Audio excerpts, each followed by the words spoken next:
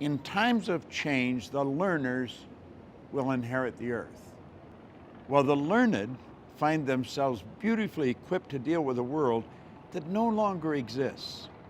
For a moment, consider the things your mind has brought you. Everything you have, your work, your relationship with your family and others, your philosophy of life, all come to you as a result of using your mind. Whatever the mind can conceive and believe, the mind can achieve, regardless of how many times you may have failed in the past or how lofty your aims and hopes may be. The more you study you're going to find your belief system is based upon your evaluation of something. The more you evaluate you, the more you're going to believe in you. Bill Gove was like the Frank Sinatra of public speaking. He is who mentored and taught Bob Proctor how to speak. And he quoted Bill Gove saying, if I want to be free, I got to be me. Not the me I think you think I should be. Not the me I think my wife thinks I should be. Not the me I think my kids think I should be. If I want to be free, I got to be me. And I better know who me is. And it was like a bucket of ice got thrown on my head. And I was just like, whoa. Am I really doing what I really want to do with my life? And then he kept saying, what do you want? What do you really want? And I wrote down in teeny tiny print so nobody would see. And I said, I want to be in the inner circle of this company, and I want to be his closest advisor. What we've got to learn to do as individuals is adapt to the change that's taking place. See, change is inevitable. It's never going to stop. And we're picking up speed. Thinking is when you take a power that's flowing into your consciousness, that flows to and through you, and you originate thoughts. And you put the thoughts together and you create an idea. And if you can create an idea, if you can see something in your mind, you can hold it in your hand. And I don't care whether you're 80 or 18. It makes no difference.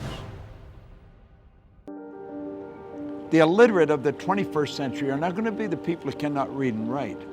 They're going to be the people who cannot learn, unlearn, and relearn. Now think about that for a moment. Do you know, you and I are being controlled, virtually controlled by paradigms. I see a paradigm as being a mental program that has almost exclusive control over our habitual behavior. And I want you to think of this. Almost all of our behavior is habitual. There's such phenomenal opportunity for the person who really understands themselves, who understands how their paradigm was formed and how that paradigm can be changed. And without that knowledge, the opportunity is just going to go right past them. A friend invited me to a leadership seminar, and I didn't even ask anything about it. I didn't know the details. It was in Vancouver, Washington. I said, sure, I'll go. And so I ended up there on that Friday night, August 18th, 2006, and I'll never forget it. I can see where I was sitting in the seminar room. I can see what I was wearing, and I see out walks on stage Bob Proctor, and I didn't even know who he was. I kind of had connected between Bob Proctor and The Secret, but I didn't know this was a Bob Proctor seminar. And within like 15 minutes, it was like he took my head off and shook it all around, and everything that I believed and thought I was starting to question. There was one point in the seminar when he said most people tiptoe through life, hoping to make it safely to death.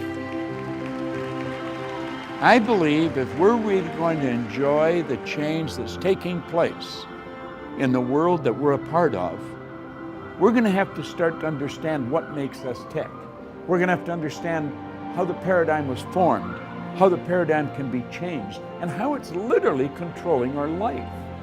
When we do understand that, then we're in control of ourselves. We're living the way we really want to live. We've knocked down all the walls. There's no limitations. Sky is actually the limit.